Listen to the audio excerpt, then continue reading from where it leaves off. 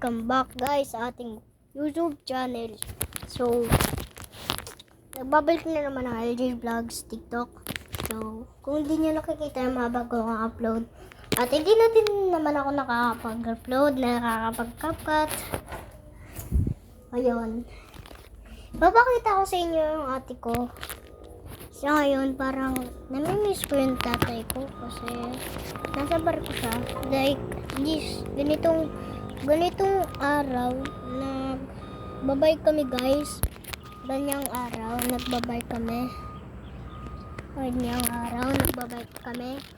Nalala ko pang last time na nandito yung tatay ko, August, September 11 na ngayon guys. Dapat maalala ko pa rin yun. Kasi guys, dati pa yun guys, Ay, di pala. Yung August lang siya. August lang guys.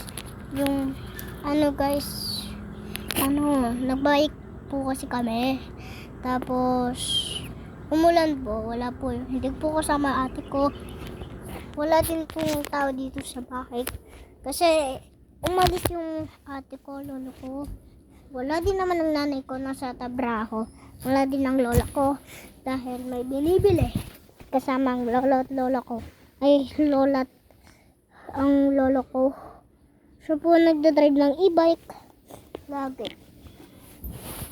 Kaya nakakamiss yung ganong araw na magkakasama kayo ng pamilya niya. Alam niyo yun?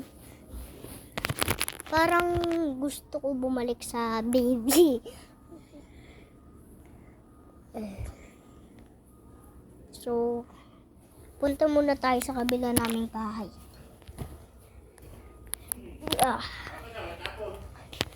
Kung napapanood nyo, kung mga pangit man yun, basher kayo. Dito po ako. Ayan po guys. Umaakyat ako. Ayan po yung isa naming kotse. Kung hindi nyo lang po nakikita, ang ganda ng view. General Trias po kasi kami. Kung merong nag-comment sa akin na sobrang ganda ng view, baka makapaiyak pa ako doon. Parang sasabihin ko sa mama ko, Mama, gusto kong magpunta dyan. Sasabihin naman ng mama ko siguro, next time anak. Sino kausap mo?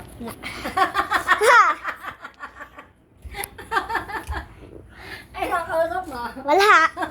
Wala. Wala akong kausap.